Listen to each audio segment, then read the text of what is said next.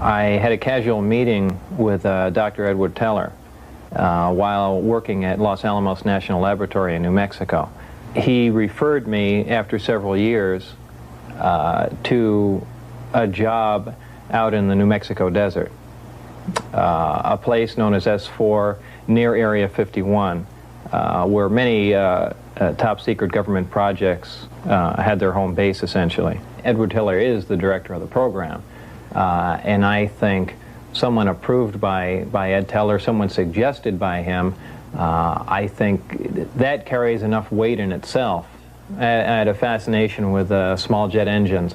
I had built and installed a jet engine in a little Honda Civic, a small car.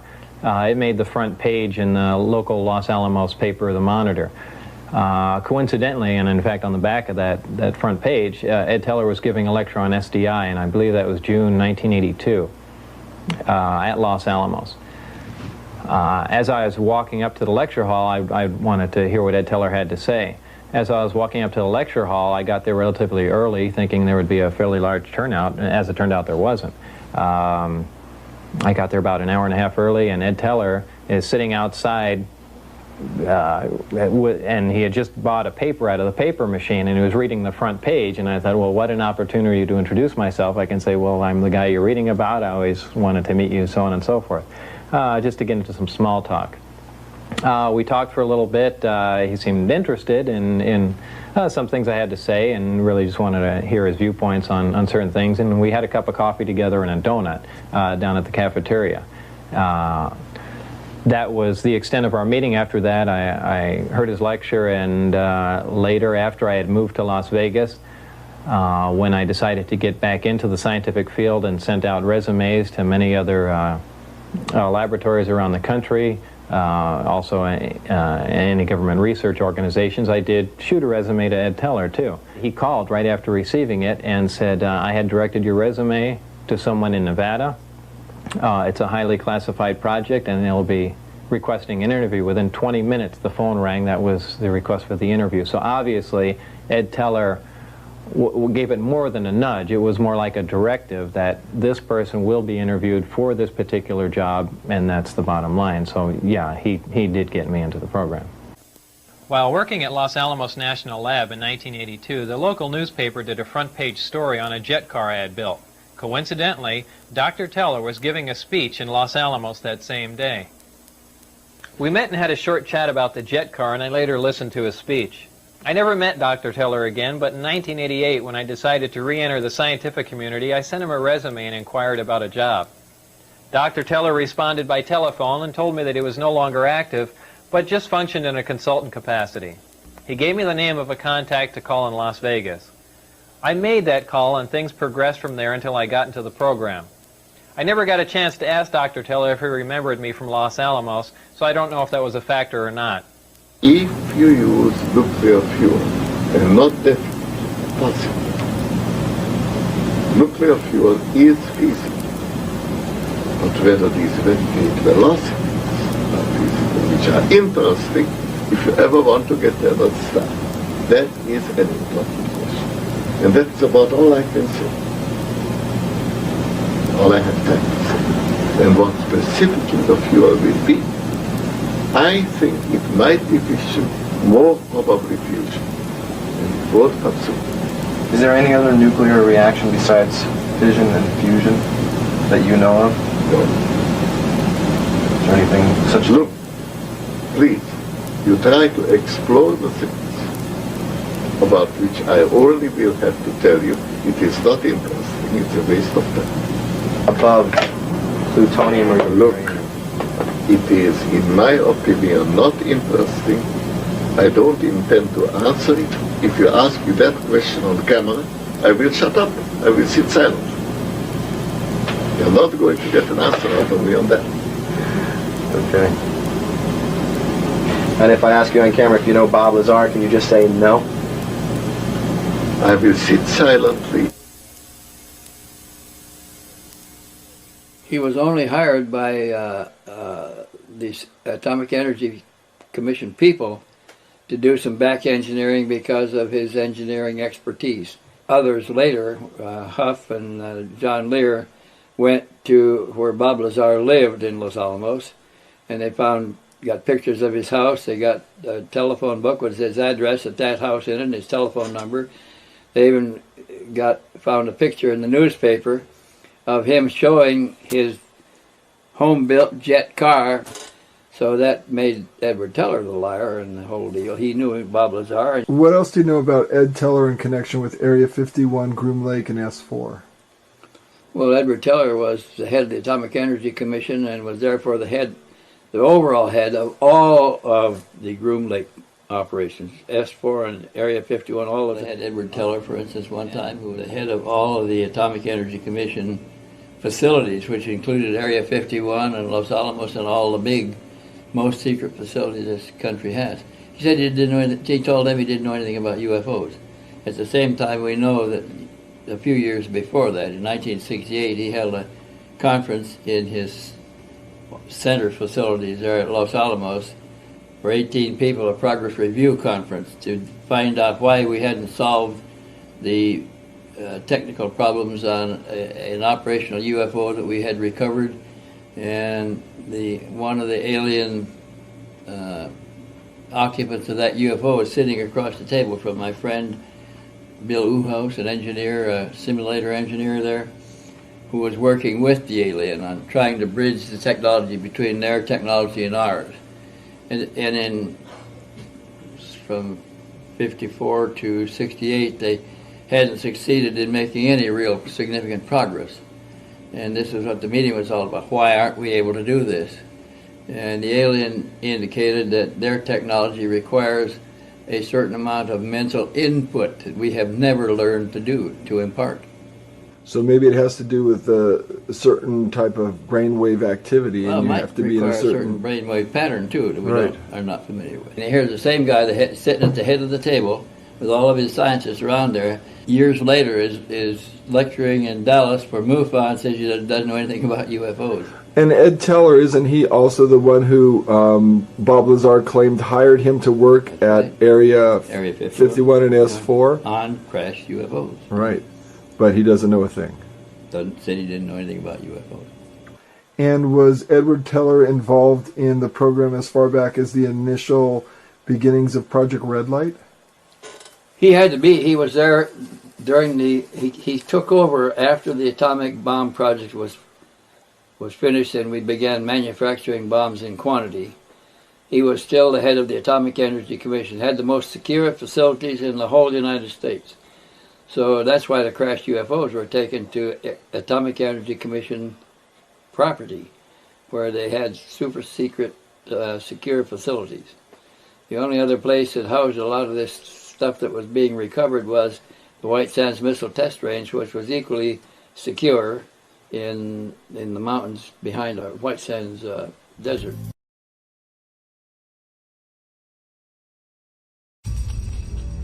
Critics of Bob Lazar and his audacious claims about alien craft being studied at Area 51 insist that there is no proof of him ever having worked at the top-secret military facility. They suggest that his stories are simply made up. But a powerful new witness has come forward to corroborate Lazar's story. Former Air Force pilot David Freehoff. It's only been for me personally in the last few years. All of a sudden, Bob Lazar's statements and all the things he had said have gelled now to the point where I think he's very credible. While critics routinely claim that Lazar's supporters lack any credibility, they can hardly make that claim about Freehoff.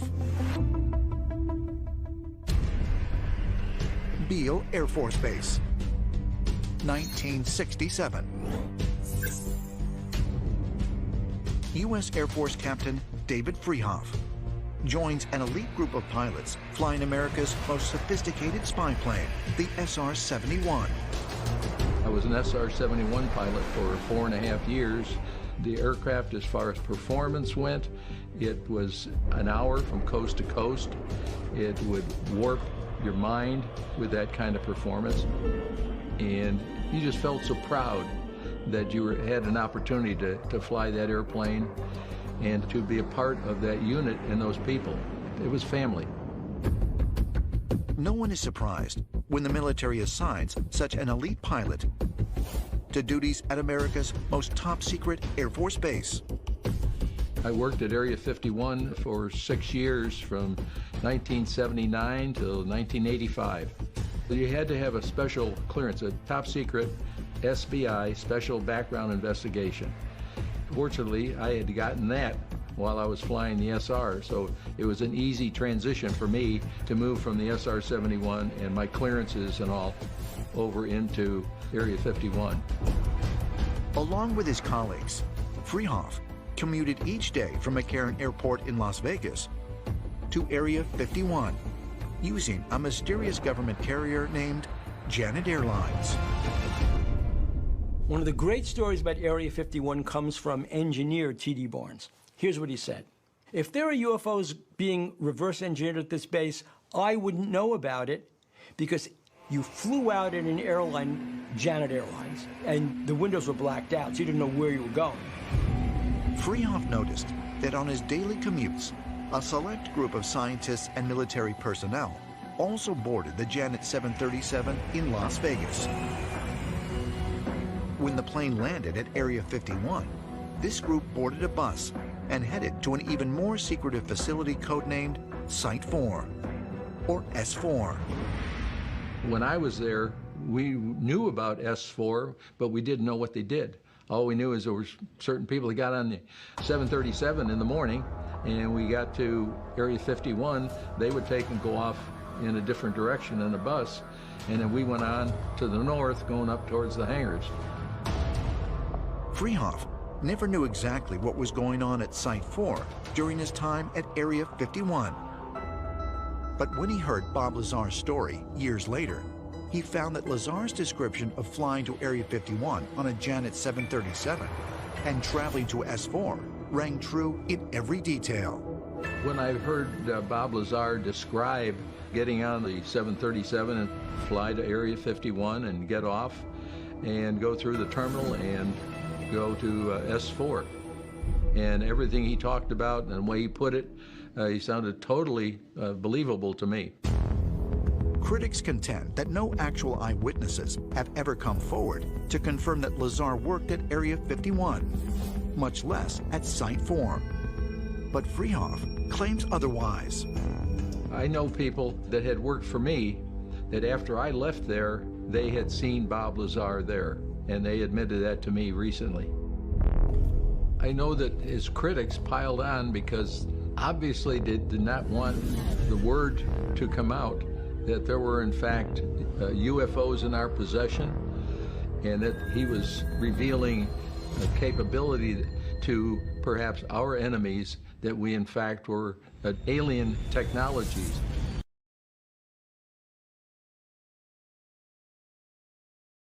I've spent 10 years in the Marine Corps, 4 years working with the Air Force as a civilian,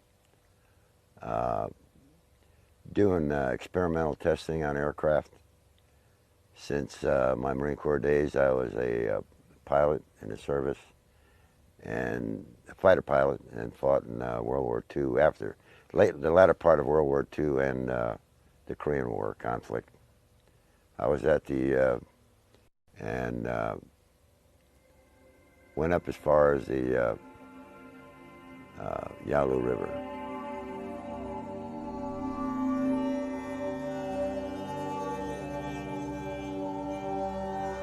I didn't start working on flight simulators until about, well, the year was 1954 in September.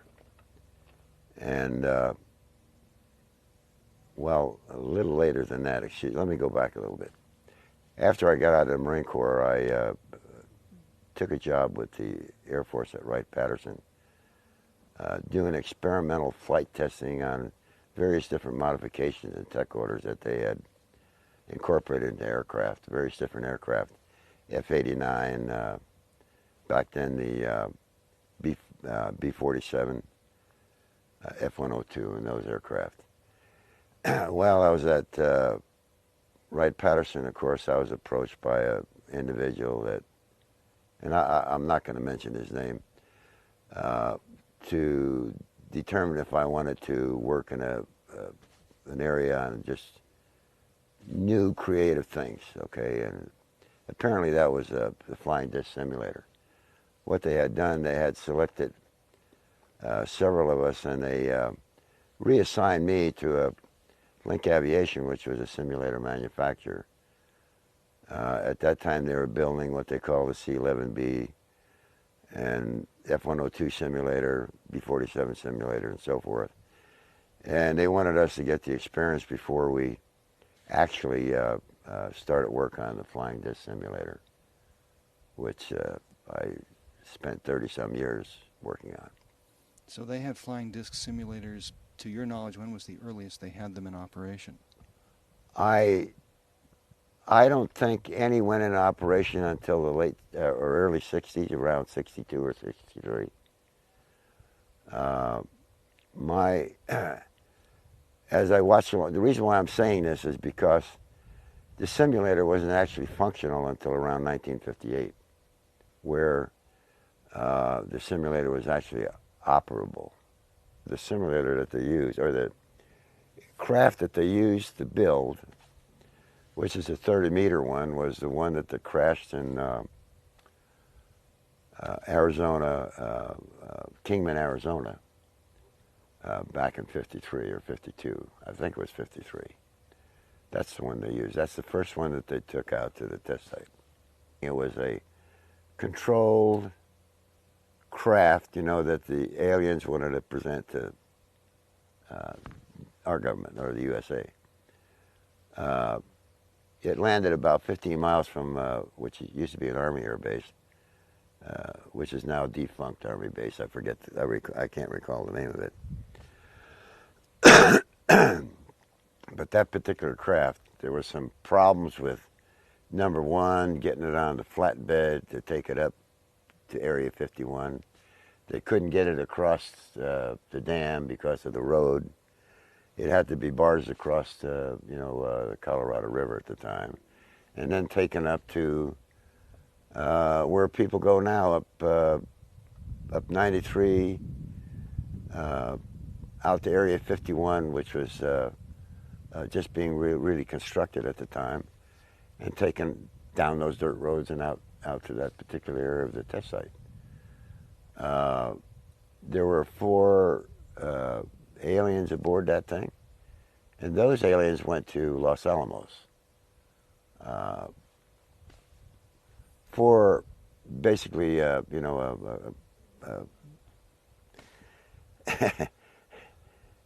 was a sort of a test thing. They set up the Los Alamos with a particular area for those guys, and they put certain people in there with them, people that were astrophysicists, just general scientists, to ask them questions. The way the story was told to me was there was only one of them that would talk to any of these scientists that they put in the lab with them. Only one of the aliens. The rest wouldn't talk to anybody, or even have a conversation with them. First they thought it was all ESP, or what do I want to say? Telepathy? Mental telepathy. But most of that is kind of a joke to me, because they actually speak, maybe not like we do, but they actually speak and can converse, But there was only one. The difference between this aircraft or this disc and other discs that they had looked at was that it was much simpler design. In the simulator, it was one big thing different. The thing that, like Lazar calls the reactor, okay, we didn't have a reactor. We had a space in a thing that looked like the reactor, but that wasn't the thing we operated the simulator with. We operated with 6 large capacitors that were charged with 1 million volts each. Say there were 6 million volts in those capacitors. They're largest capacitors ever built. these particular capacitors, they last for 30 minutes. So you could get in there and actually work the controls and do what you had to get the aircraft or get the simulator, the disk to operate. Okay. So it wasn't that simple because we only had 30 minutes. Okay, and the reason why it was designed like that photo I showed you was actually when it was operable, it would lift off the ball about a certain amount of there was a dimension there that we had that it actually lifted up, and it could actually turn, you know, a certain amount of degrees left to right or whatever. But in a simulator now, you'll notice that there are no seat belts, right? And the same thing with the actual craft, no seat belts. You don't need seat belts because when you fly one of these things upside down, there's no upside down like in a regular aircraft. You have your own gravitational field right inside. So if you're flying upside down, to you, you're right side up. Did you ever get inside the actual craft? I was in there for startup, sure. How do they image? How do you look out the windows from one of these things with a controlled Actually, we didn't look out any windows. There weren't any windows. The only place we had any visibility at all, and it was done with cameras or video type things at that time, was in the turret section. My thing was the flight deck and the instruments on the flight deck. I knew about the gravitational field and what it took to get people to, you know, train them to be able to come in that thing, you know, and operate. You would be sick or disoriented in about 2 minutes after getting in, after it was cranked up. It takes a lot of time because of the area and the smallness of it. Just to raise your hand, it becomes complicated. You have to be trained with your mind, you know, to accept what you're going to actually feel and so there's some experience. Perceptual distortion. There's a lot of distortion. Yeah. Seeing, just moving about. It's a. After a while, after you get used to it and all, and you do it, it's simple. You got to know where everything is, you know, and you got to understand what's going to happen to your body. It's no different than, you know, accepting the G-forces, you know, when you're flying a aircraft or coming out of a dive, you know, and that kind of thing. It's a whole new ballgame. Each engineer that had anything to do with the design was part of the startup crew. Yeah. You know, verify all their stuff that they put in works like it's supposed to. Did our flight crews ever take one of these discs out into space? You know, I don't know that. I don't really know that. I'm sure they have. I'm saying it probably took a while to train enough of the people or sufficient time. The whole big problem with the disc is that it's so exacting in its design and so forth, and it can't be used, it can't be used as a like we use aircraft today with dropping bombs and you know, having machine guns, you know, in the wings and that kind of stuff. The design is so exacting that you can't add anything. You can't. It's got to be just right. There's a big problem in the design of where things are put. Say, you know, where the center of the aircraft is and that type of thing. Even the fact that we raised it 3 feet so the taller guys could get in and stuff. The actual ship was extended back to its original configuration, but actually raised. We had a long period of introduction into meeting, you know, say an EVE, an alien. And I called him J-Rod. Of course, that's what they called him, but that wasn't his, you know, I don't know if that was his real name or not, but that's the name that the linguist gave him, you know. So he knew J-Rod, you know. And I did draw a sketch of him when he was before I left him in a meeting, but and I provided it to some people, but that was my impression of what I saw. How much individual contact did you have with him? Oh, he used to come in with Teller and some of the other guys occasionally on questions that maybe we'd have, you know. But you got to understand that everything was, you know, specific to the group.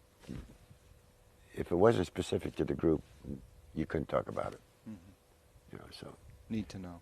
Need to know.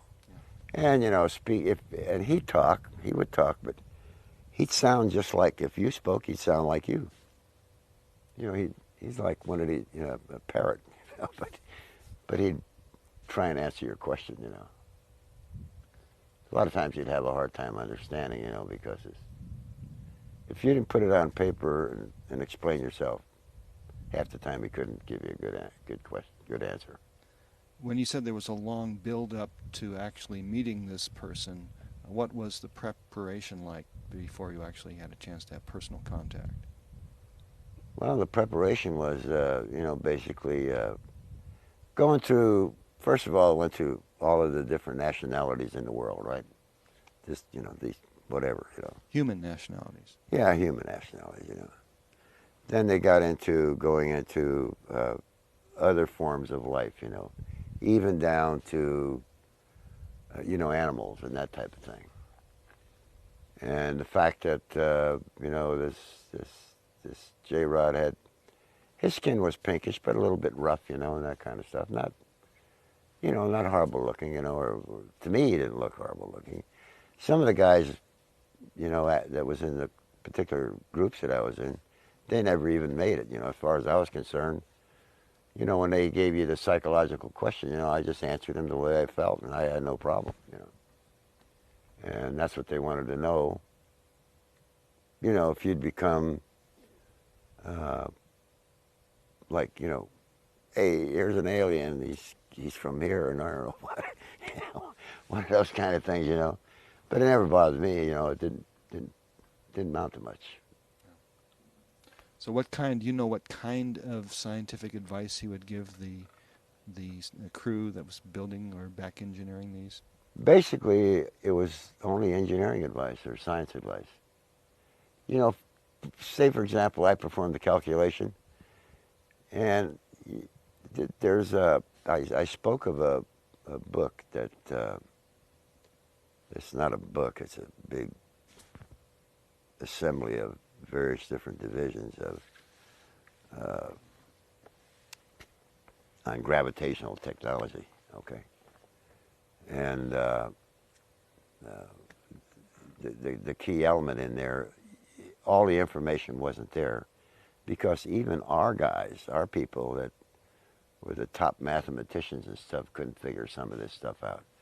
So we would take it, and then, you know, we'd have to, with each design, you know, there's a requirement for calculations. And we'd have to prove by calculations, you know, that this thing's going to operate. No different than anything else we do. And sometimes you get into a spot where you try, and even if you use the formulas to come up with this thing that they'd provide you, it wouldn't work. And that's where he'd come in, you know, to tell him to look at this and see what we did wrong. So you really never knew how many we had. The last 40 years or so, or 60 years, maybe there's, I'd say 40 years anyway, not counting the simulators, I'm talking about actual craft. There's probably maybe 2 or 3 dozen, various different sizes. That we've built, or that we have that we built. Okay. I don't know much about the ones that, you know, that they brought here. I know about that one out of Kingman, but that's about it. And I know the company that hauled it out of there and who's out here now. A couple different versions that they used. One was a chemical version, one was a solid version. And I don't even know the chemistry of the chemical version. But there's one that operates with under chemicals, with certain chemicals. Actually, what they've done with, I think, with these triangles that people have seen is they've got like 2 or 3 of, say, 30-meter crafts that are in the center of it. And the outside perimeter, you know, you could put anything you want as long as these particular ones meet the design criteria, and they'll operate. Then it's more or less all that other stuff on the outside is tag along. Mm-hmm. But I'm sure if they put a large weapon up there and fired it, it would probably, you know, not work. Or they'd kill themselves. There are certain reasons for the secrecy. I could understand that, no different than, you know, the first atomic bomb that they built. But, you know, they're getting so far ahead now with aircraft design, and people have come up and they're visualizing and seeing some of the design aspects that are put in some of the aircraft today. And eventually, I'm saying, like I told you gentlemen earlier, that 2003, most of this stuff will be out in everybody's plate to look at. Maybe not the way that everybody expects it, but in some manner they determine appropriate, you know, to show everybody, hey, look at what we got. So you you know, think big surprise. this is the year 2000 that we're doing this interview, so you think within 3 years that the public will be told something? I said this years ago, 2003. And the reason why I said that, the document I signed ends in 2003. And you're not the only one that signed. And I'm not the only one. It's more integrated. More integrated, yeah. See, this I call it FOGIT, or that's what they call it, fundamentals of gravitational, you know, techniques basically. But it's a volume. Now, I'm sure that manual now is just expanded. We're no different than anything else that they build for design criteria, because anything we do today, we have to have a design criteria manual, you know, and they put all the information in that. And if you ever get one of these volumes of these documents, you'd be on top of the world. You'd know everything. See a disc by yourself. I saw a disc from a distance. Can you describe Not it? up close. Can you describe it? If I was describing a disc for you so you'd understand what we're looking at, if you did see the Bob Lazar poster, very, very similar. This facility I was worked at is I'd say, as far as secrecy is concerned, is much tighter than possibly even Nellis here and some of the other facilities, you know, in this country. The entrance and the locations and the scenario on say, hey guys, you know, here this is, you know, this is what the ship looks like. Okay, that's what the ship looks like. As far as entering the ship, no. But that was a disc. How far away was it? Oh, I was, say, 10 or 15 feet away. Was it flying or standing on the ground? It was just sitting on the ground, on its belly. What did you feel in the moment when you saw it? What was your impression of it? I had, my impression was, as an engineer, was just great. Have you ever seen any aliens? We were introduced to grays that were associated with the project, but they were, I could say that in the time that I spent, maybe I'd seen the grays a half a dozen times or more, but no more than 10 times, I think. But they were on, the reason that we saw them was actually for us to get used to being associated with them, okay?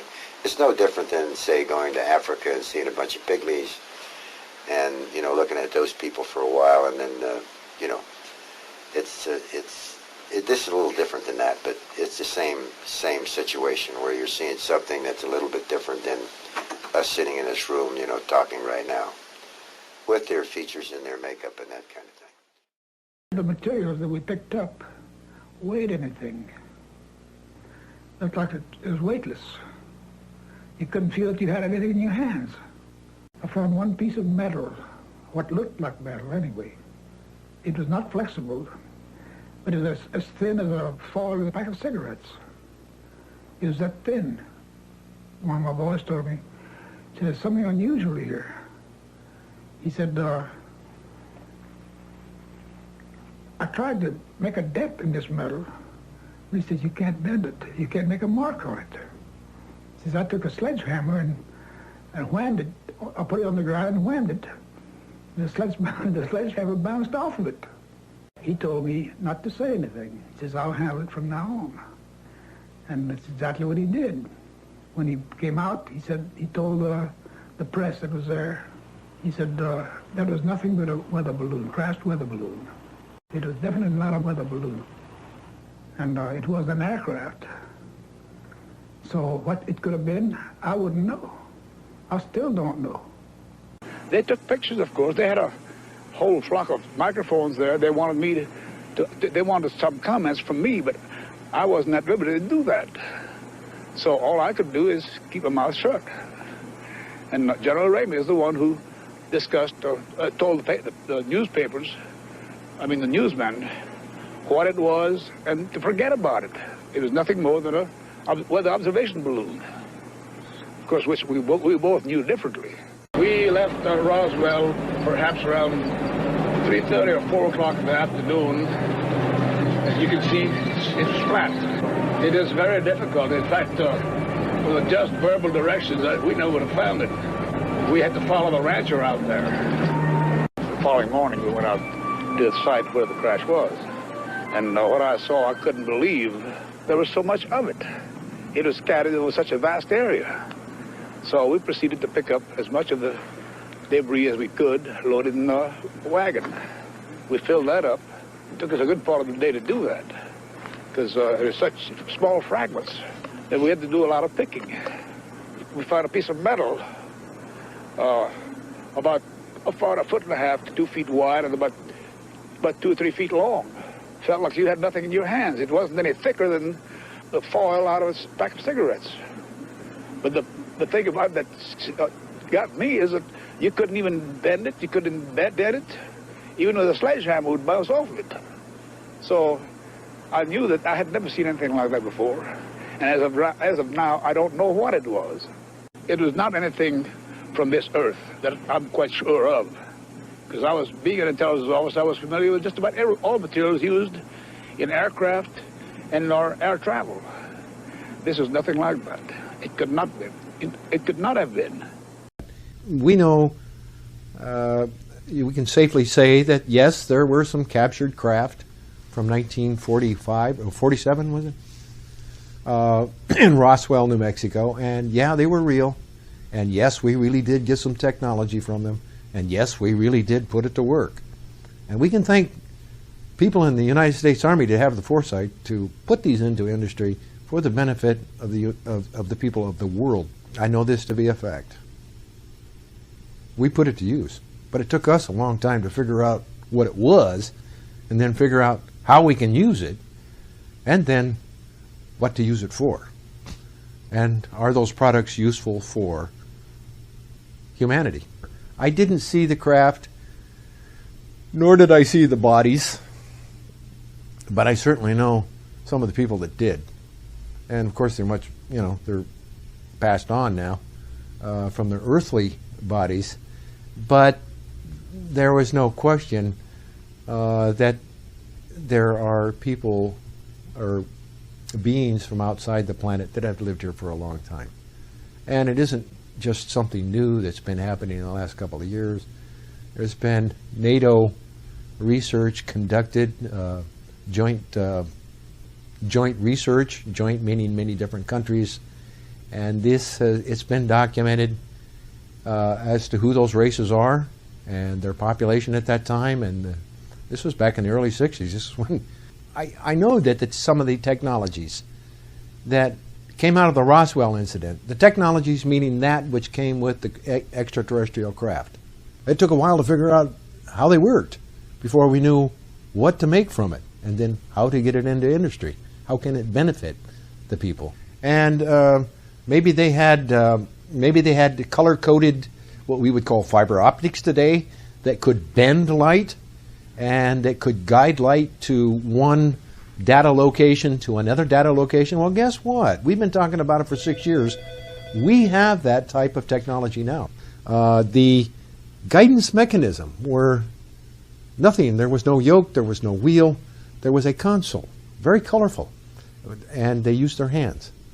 And by the thought process, and by the way they moved their hands in rhythm with their thoughts, was the guidance for the aircraft. But we also have, where I live, my neighborhood, I find out that we have prominent research people that are working on what we called in the Foxbat, the movie Foxbat, where they had the helmet that says, oh, you think in this language and you think this and you guide it with your eyes that way and you fire it with your thought process and, you know, fire your armament from the aircraft.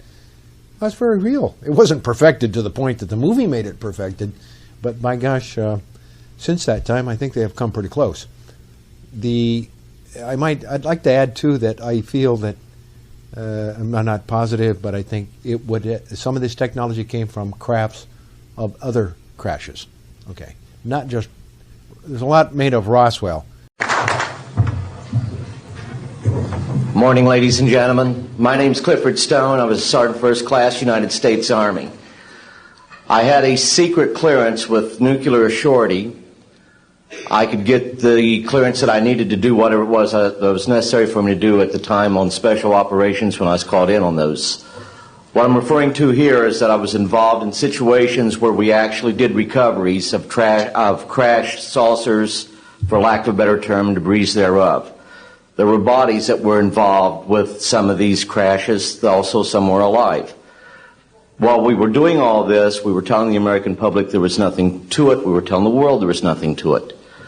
I'd like to go into detail on some of the cases, about the nuts and bolts cases right here, but I will be available if you have any questions concerning my involvement in this. You can talk to Dr. Greer to arrange for me to get to talk to you.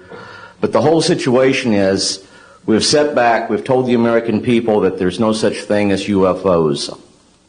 I've been involved where we have recovered these objects. We know them to be of extraterrestrials. In 1969, I had an event that happened to me while I was stationed at Fort Lee, Virginia. We went to Indiantown Gap, Pennsylvania. That would be my first exposure to any time that we would be recovering an unidentified flying object.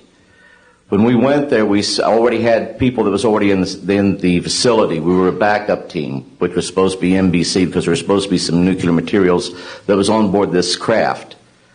Later on, most people involved were to be told that there was nothing on board it. It was nothing more than just a crash of one of our aircraft. I know better because I was one of the people that approached it with a Geiger counter to get surface readings. I was the first person to go ahead and see that there were bodies on it. That would be the first of approximately 12 events. UFO crashes are not events that take place every day. They're rare. I know we're not alone in the universe. I know that the absence of evidence is not evidence of absence. It's evidence that has been denied to the American people.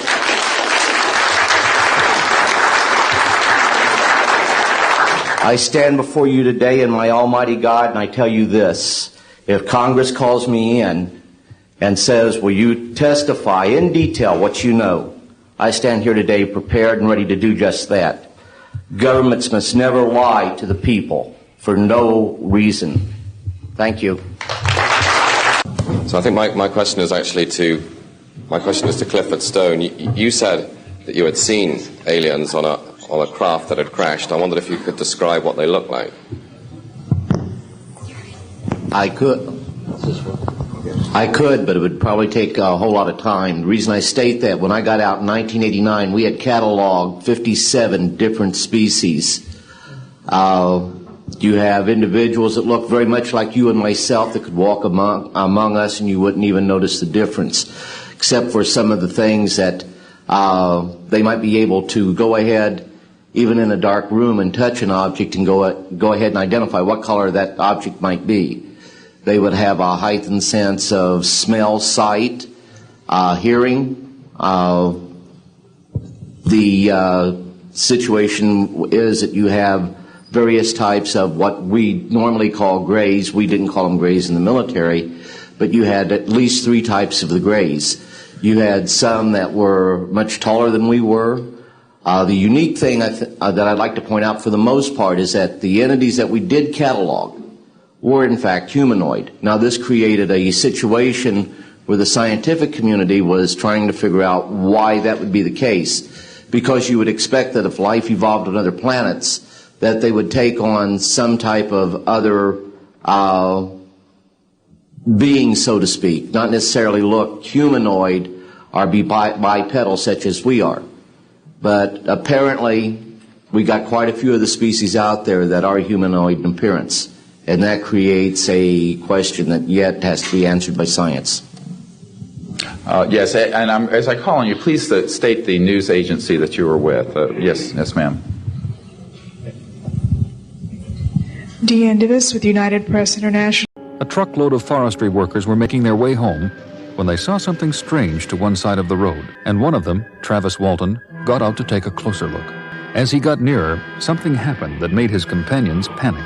It was hovering up here, just below the tops of the trees, and it was about 20-25 feet in diameter. What he saw was a bright object hovering in midair. When I got up about here, I crouched down behind a log, and I could hear a sound coming from it. It was kind of a very strange mechanical sound. And I was kind of wrestling with the idea of being so close to this. I'd expected it to take off, you know, and in running up here, I figured this was my last chance to, you know, to see this thing up close. But I decided I'd better get the hell out of there. And as I raised up and turned to go, I felt this numbing shock and blacked out.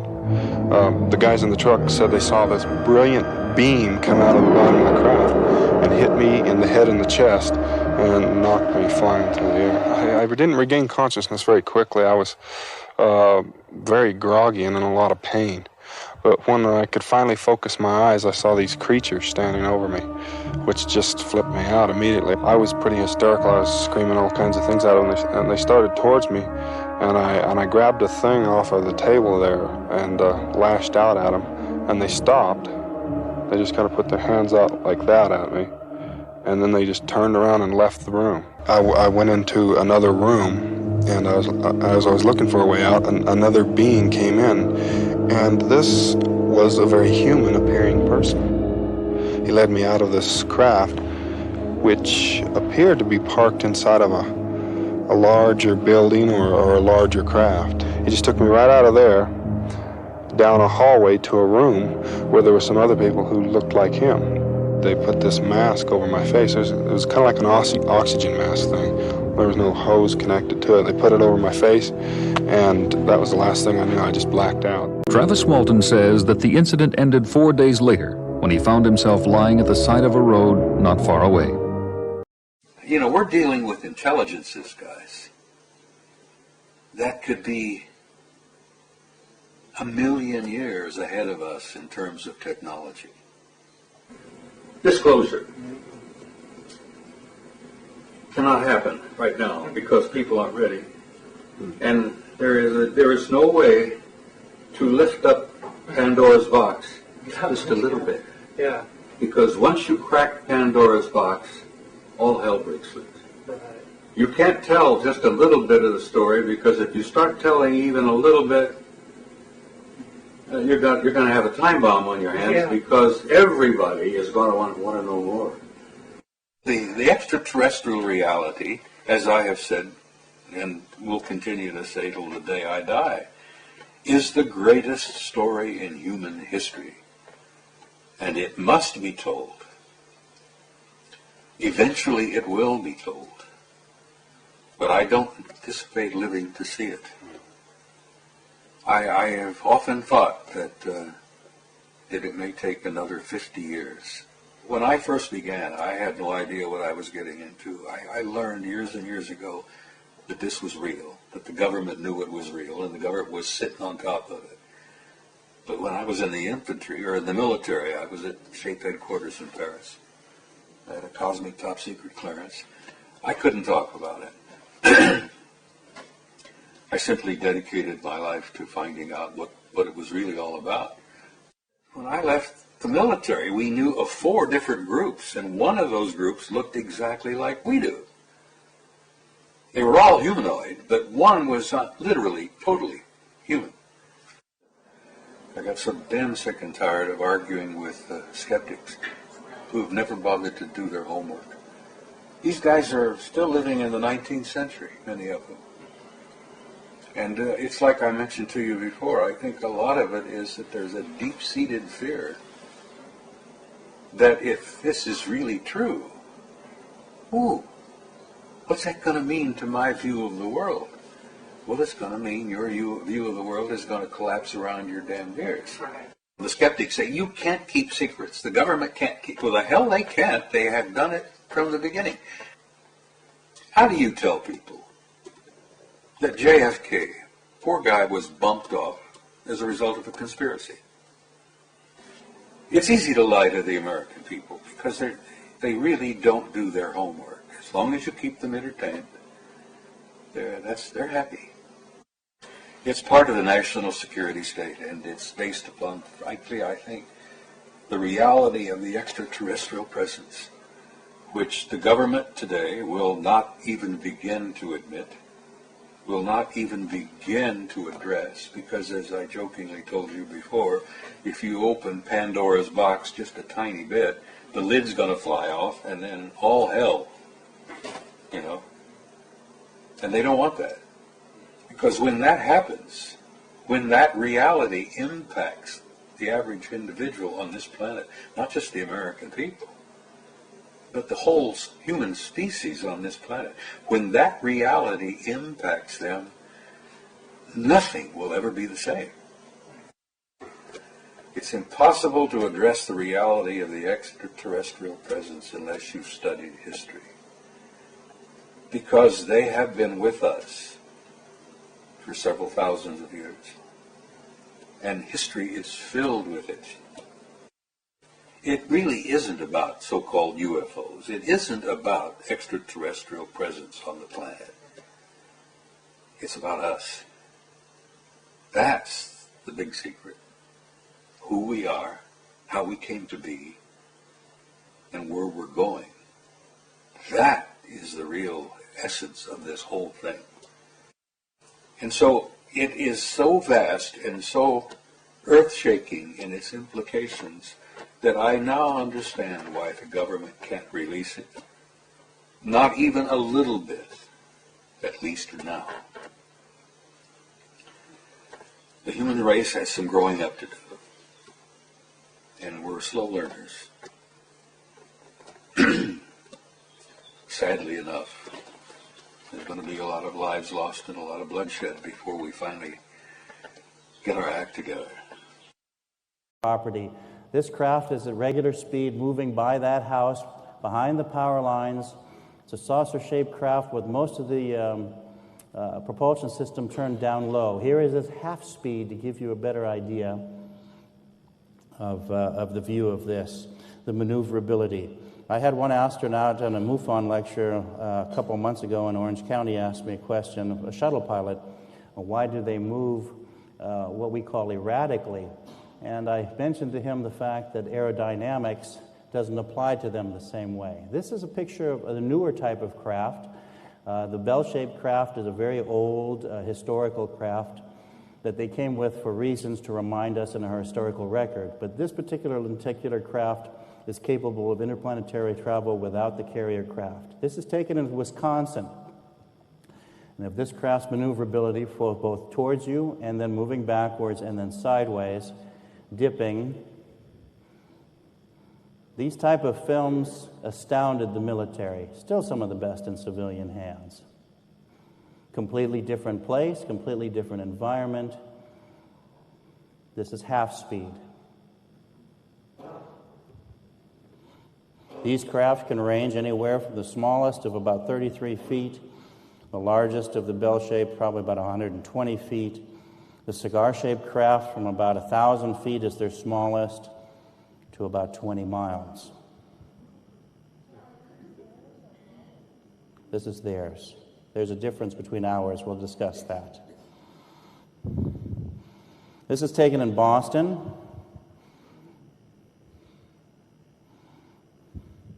This is a smaller, what you call registering disc, or what George referred to as a registering disc. This is a remote control device, very much like we have ROVs that we use in submersibles to go down and do some of the investigation for us. A registering disc is there to collect information as well. If we were going to use a science term for it, we would call it a probe. And it shows you, once again, it works on free energy, in which there are about 1,200 lines per square centimeter. And through that magnetism, they propel themselves quite sufficiently past the speed of light.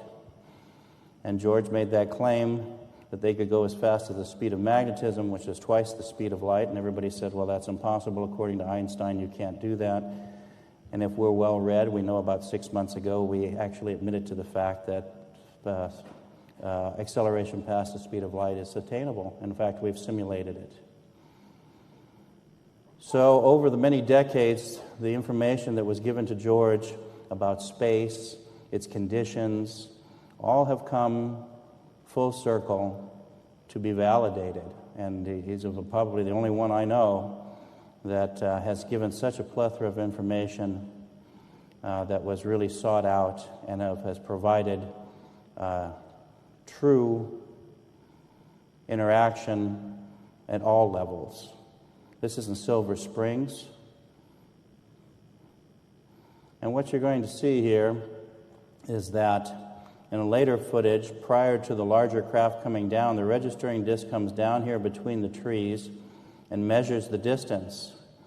And this information was later uplinked to the computer of the larger craft, so that the craft could come down and do that maneuvering within that tight space near the camera in order to be filmed successively. You'll see here, of course, you've got 8mm film that's all old. This comes from the 50s and 60s, so the restoration is in the process. This is the craft that came down later, and you can see by these still shots that are this last surviving stills from the... December 1978, an Italian private security guard named Piero Fortunato Zanfretta had a series of bizarre experiences with tall green giants that rank among the most fantastic stories of all UFO contactees. Important elements of Zanfretta's account were confirmed by physical evidence and corroborating witnesses, and the unfolding drama was thoroughly documented in Italian media. Zanfretta's dramatic story exemplifies many common features of UFO contact narratives, and serves as a vivid testament to their wholly alien nature. Fortunato Zanfretta was 26 and working as a security guard at a private security company, Valbisano, at the time of his first experience. On the night of December 6, 1978, he was making his usual rounds in the village of Marzano. Around 11:30 p.m., Zanfretta pulled up to a private villa when his car suddenly stopped and lost all electrical function. He then noticed that the gate and villa door were wide open, and that there were 4 moving lights on the lawn. He drew his weapon and ran just inside the open door to the villa. Expecting to ambush a group of thieves, he received an unexpected push from behind. Zanfretta spun around to see a monstrous being with wrinkly green skin, triangular yellow eyes, and 3 horns on each side of its head. Its mouth was covered in a metal strip, flesh piled up around its neck like gills. Its forehead was covered in red veins, and its fingers ended in long nails with rounded tips. Zanfretta claimed that it stood no less than 3 meters tall. Terrified, the guard sprinted across the lawn, then felt an intense light at his back and turned around to see a large, flat triangular craft ascending from behind the villa. The object was covered in blindingly bright multicolored lights and made a hissing noise as it rose. He later estimated it to be 30 meters wide. 2 guards were dispatched to the scene and found Zanfretta face down on the lawn. Though it was cold out, his clothes were warm and dry. Zanfretta was hysterical when he awoke and had to be forcibly disarmed. In the spot where he'd been lying, there was a distinct semicircular impression, 3 meters in diameter, 15 centimeters thick, and pressed 3 centimeters deep. The story reached the papers on December 8th. Most dismissed it as a hoax, but Rino Di Stefano, a journalist at the Corriere Mercantile, a Genoese paper, took a personal interest and visited the site that afternoon. Di Stefano confirmed the presence of the semicircular indentation, and the Carabinieri, the Italian military police, found at least 52 witnesses to lights over Marzano that night. Another 2-meter semicircular imprint appeared where one of these lights was seen. The next day, Di Stefano spoke with Zemfreda and interviewed all the other personnel involved. He then arranged to have Dr. Mauro Moretti, a well-esteemed hypnosis specialist, perform regressive hypnosis on Zemfreda. In the session, Zemfreda narrated details of the encounter that he could not consciously recall. The being commanded Zemfreda to come with him and placed a helmet over his head that he later claimed was used to translate the entity's speech. Zemfreda was then lifted up to a bright, warm room where he was interrogated and examined. The beings told him that they were from the third galaxy and that they'd return soon in greater numbers. After this, Zemfreda somehow escaped or was freed, then resumed his conscious recollection of running across the villa grounds. Adriana Acevedo is the daughter of a prominent attorney. A humble, unassuming teenager, she has led a privileged life, but nothing could have prepared her for an experience she calls a miracle. What happened was, on June 20th, 1995, in my house around 2 or 3:30 in the morning, I was sleeping. I felt like someone turned on the light. Adriana says she got out of bed and went to her window. That's when she saw an alien spacecraft sitting in the garden outside her balcony. These photos were taken by Adriana's father to prove it was not a dream.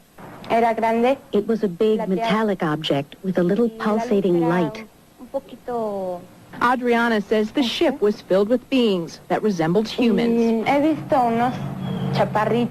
I saw small men, white, but their skin was smooth. Some people say they've seen them with eyes like this, but their mouths are very small and their noses are small. The visitors were friendly and made Adriana feel loved. She claims they chose her for a reason, to send an urgent message that humans are destroying the natural beauty of planet Earth. Adriana says the visitors did not speak with her. They communicated telepathically, sending messages to her brain. She says they have visited her 3 times, urging her to love her family and all of humanity. How do we prepare? Well, just be good.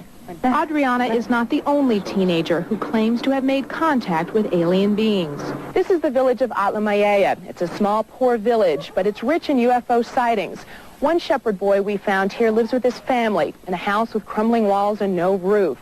His life is very difficult, but he says that the day he encountered aliens changed his life forever. We were taking care of our goats when suddenly we saw a light. He says it happened 6 years ago. Claudio Gonzalez was only 9. We didn't know what it was. We couldn't see anything from the light because the light was hurting us. Claudio says the alien visitors told him they were here because of the volcano. Legend has it alien spaceships may be using Mount Popo as an energy source or an underground station. All they asked was, why were so many people coming to see them? Claudio says the visitors were about 3 feet tall. Other than that, their faces were a blur. But he remembers what they said, like it was yesterday. They said there's going to be a big war. Claudio says the aliens gave no date for their prophecy of doom, but they predicted the next world war would take place in New York City. After a moment, the aliens disappeared. We went looking for them and didn't find anything.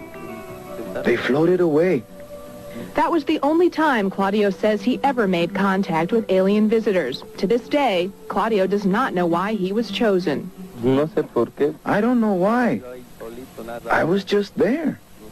But Adriana believes she was chosen because she is quiet and trustworthy. She feels she's been given a mission. I feel fine, but it's also a huge responsibility because I'm also afraid I may fail. And so in a small area of Mexico, beneath an alien face naturally carved into a mountainside, 2 children live very different lives. Both say their lives will never be the same. Welcome back to Larry King Live. He's a Harvard psychiatrist, and though he was once skeptical that beings visited from other planets, he now believes differently. And hundreds of people claimed to have been abducted by aliens have gone to him looking for help. His name is Dr. John Mack. He says after putting these people under hypnosis, he's concluded they are not mentally ill, but are in fact everyday people experiencing some type of UFO phenomena. Dr. Mack has compiled their stories in a new hit book, Abduction. There you see its cover, published by Scribner's. Dr. Mack joins us along with one of his patients, Mary Oscarson, a data management specialist who says aliens have been visiting her entire life. How long have you been a patient, Mary, of Dr. Mack's? I first contacted John in November of 1992. Why did you think you needed psychiatric help? I didn't think I needed psychiatric help. I needed someone who really believed that this was happening. I needed someone who was doing active research on the subject matter. I've been having experiences for most of my life, and I had no doubt what was going on. It was simply hard to find someone to talk to about it that had an open mind. Before we hear your story, what turned you? I first... did you have a closed mind? When I first heard about Bud Hopkins, this painter in New York who took seriously the stories of people who reported being brought up into spacecraft by alien beings, I thought there must be something wrong with this man and that he must be describing some new form of mental illness.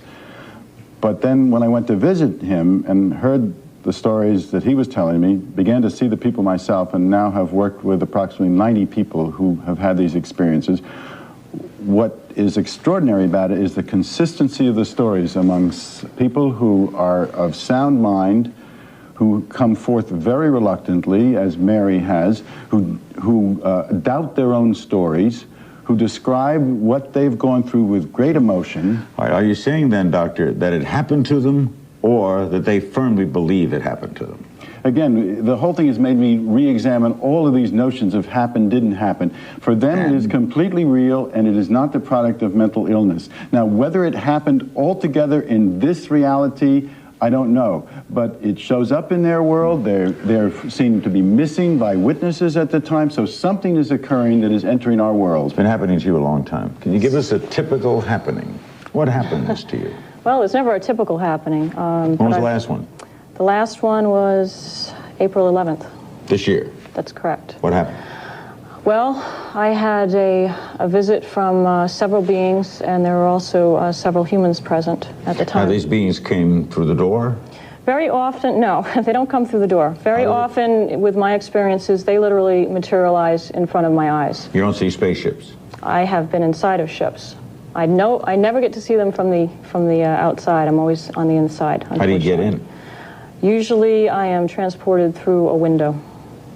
And why do they keep coming to you? Do they converse with you? Do they communicate to you? I think there's more communication now than there used to be. What are they telling you? Well, they're telling me a lot of things. One of the things they've told me consistently is that they care, that they're not here treating us as guinea pigs or human experiments, that there is some level of concern on their part for our well-being. This is said in English by people who look like what? This is said telepathically. Most of the communication that transpires between myself and them is telepathic. Isn't that the first trigger a psychiatrist says, mental illness? I'm hearing things telepathically. The radio is talking to me. People are telling me what to do. I'm hearing voices. You might think so, but in these cases, these people have been examined by myself. They've been tested psychologically. They are of above average intelligence. They are of sound mind. They've been shown as of superior mental functioning by the testers. So there is not indication of any kind of psychiatric condition that can account for this that I've been able to find. Do you, Mary, telepathically respond back to them? Yes, I do. Have you ever asked them the basic, simple question? Why don't you land at the White House? No, I haven't asked them that. My concern is, why do you come here to see me? And what do they tell you? The answer is because we care. Okay, but I mean, why did you ever ask them why they didn't go see Madame Albright? Or why they didn't go see... I wish they'd go see everyone. I wish they'd go see everyone. Why don't they come here now, do you think? I wish they'd go see everyone, because then more people would have the opportunity to experience what people like myself are. Why do you think they don't materialize here? I think that perhaps the society is not ready for this. But you are, and they're not? I'm reluctantly ready for it. This has been happening most of my life, and there's no way to get away from it. So for people like me, we're sort of forced to deal with it. And Mary's story is like a lot of other stories. It's a very characteristic story. That the beings appear. Yeah. In fact, when one abductee hears the story of another abductee, they react with shock because they don't want to believe it's true. They would rather believe it's a dream or a form of mental illness than that this is something real, because it's so shattering to their notion of reality. And that's happened over and over again among the people I've been working with. Do you travel on the ship? Yes, I have. Too? We're in the ship. We don't go anywhere else that I know of. Usually, when I'm inside of a ship, I have medical procedures performed on me, and I have the surgical scars to prove it afterwards. Can you show us any? They're not in a place where I'm willing to show you. Do they attempt sexuality with you? No, all of the procedures that I have had done that involve the reproductive organs have been medical procedures. I have been lying on a table, another human has been lying on a table, and eggs have been extracted from my ovaries. That's happened repeatedly throughout my life. A little scared of this? Yes, I'm petrified. What age did it start? Age 7. They didn't have ovaries then. No, at age 7, I think it was a little less traumatic to deal with. You ever take pictures? Of them? Yeah. No. I have audio tapes, though. I make audio tapes in my room. Yes, I do. Okay, I think we're going to show something here. And then you tell us what we're going to see if they put it up to the control room. What is this, a drawing?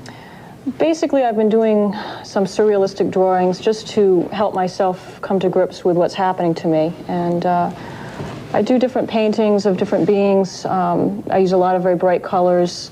I try to make them a little bit more palatable to me, and I paste them all over my bedroom wall.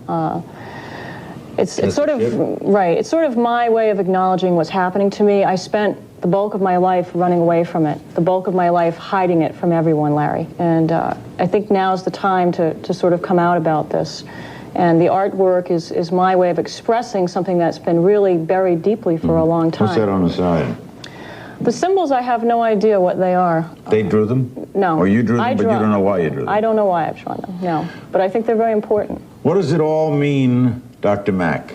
Well, one of the reasons, I don't know what it means. It's some kind of invitation to us to accept another reality. That's one of the things that's going on. What this breeding, what this taking of eggs, taking of sperm from the men, what this creation of these hybrid beings is about, what the aliens will tell us is that it has something to do with evolution, that we're moving to another level of creation. You are a psychiatrist. You're therefore an MD. Have you examined Mary? Have I done a physical examination on Mary? No, I haven't. But I've seen. God, when you want to do it? I have looked in the case of many abductees who have marks on their body, or scoop marks, or in the case of one man who had a number of these lesions in a symmetrical arrangement. And the critics will often say, well, they're self-inflicted. This man happens to be a quadriplegic, and he can't do it. Have you seen implants? I've been analyzing the implant that came from the nose of one of the people I've been working with. I thought at one time the implants would give us that smoking gun of proof that our Western mind likes to have so much. But what I find is that the implant, and others have found this too, are not made of some strange, bizarre metals that's going to give us that proof that this is extraterrestrial. Can your OBGYN help? Has my doctor helped? Can he say publicly, well, there are some things that Mary has, nobody has? I think that he's always been very confused about some of the things that have gone on with me, and for a long time I didn't tell him what was happening. I've had about 6 ovarian cysts, all of which have come after encounters with these beings. We're going to be joined by the aforementioned Bud Hopkins and a psychologist, Dr. Baker from Lexington, a critic of this. This is Larry King Live. Don't go away. You removed the soundtrack from the tape before you turned it over to this program. That's correct. I can't allow the voices of the project personnel to be heard by the general public. There's a very good chance their family or friends on the outside might recognize them. Isn't your purpose in releasing this tape to expose Area 51 to the world? My purpose is to expose the existence of the aliens, not compromise these individuals. I made the decision to come forward. I'm taking precautions to protect my own identity, and I don't think it's fair for me to put these others in danger of exposure. In any case, the interview on the tape went nowhere. It was interrupted, as you'll see. Can you describe for us what we're seeing? All right, we're looking at the interview suite at S4. It's kept dark for the comfort of the aliens. The figure who is just barely visible in the left foreground is the telepath, and behind the camera is a raked seating area for observers. Although in this case, I believe the only other person present was a military aide. The alien is seated behind a glass partition in a biocontainment area, which is maintained at biosafety level 2, the lowest designation. that's primarily for the protection of the aliens, not us. The theory is that if they were going to infect us with an alien bug, it would have happened 50 years ago. In fact, all the indications are the aliens eliminated microbial and viral life from their own ecosystem long ago. They aren't susceptible to our diseases directly, but it has been shown that microbes can reproduce and form colonies within their respiratory systems, which tends to exacerbate the debilities they seem to suffer anyway in our environment. In fact, you can see here the alien is beginning to flag. The interview was not going well. The telepath was trying to clarify some points from a previous interview, but he wasn't receiving coherent responses. As you can see, the being is in real distress. At this point, the telepath is sending out a message to the medical staff. He's trying to communicate with the alien, but he's getting no response.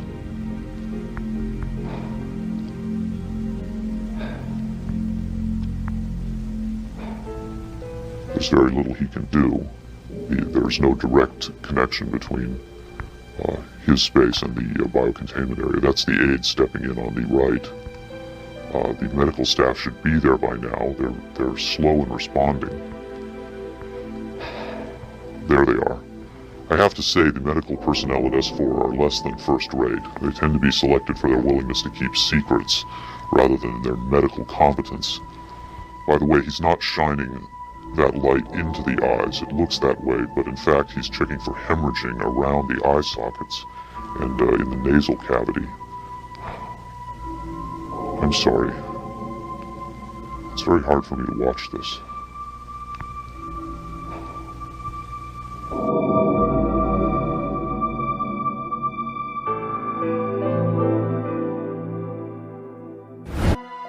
If the government has really been in contact with superior aliens, wouldn't we see some evidence of it? For instance, amazing new scientific discoveries. Limitless free energy? A cure for cancer? We might if the government's motive were the betterment of mankind. The government's motive is control. And just as much as they crave control, they fear loss of control. Knowledge is power, but power does not necessarily confer competence. The people at the top of this program are intellectually very average. They're not capable of making proper use of what's been handed to them, but they have no intention of letting anyone else ever get a chance to solve the puzzle.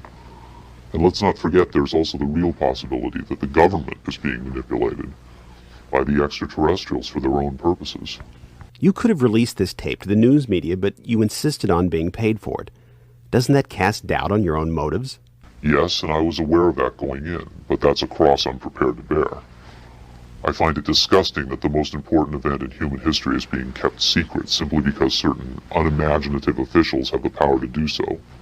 But at the same time, I do see the irony in my own actions. All I can say is, had I had the choice, I would not have insisted on profiting from this revelation, but since by lifting this veil I've endangered not only my career, but possibly my life, I felt the need for some small measure of monetary freedom to deal with any eventualities. And let me say, I could have demanded significantly more money than I did if I had been willing to compromise my anonymity. There have been other whistleblowers who jumped at the chance to become celebrities, which I think casts even more doubt on their motives than some people may be casting on mine. Do you believe your life is in danger as a result of making this tape public? I would hope not. I would like to think my government is a little more civilized than that, but at the same time I don't intend to give them the chance to prove me wrong. At any rate, to a certain extent, I'm counting on being disbelieved. Obviously, they would like me to be perceived as a hoaxer. If something were to happen to me, if I should die suddenly in a freak accident, it would obviously lend credence to my story, and I assume they understand that and will act or not act accordingly. Why should anyone believe this tape is authentic? Use your own judgment. That's all any of us can do. There's been so much secrecy and disinformation over the last 50 years that it's become impossible to prove anything in the face of official denial. Of course, the flip side is nobody really believes anything the government says. Did this alien die? I can't answer that with certainty. I do know the interviews came to an end. Whether the being died or was retired, and I don't mean that in the spy thriller sense of having it killed, I mean retired from the interview process.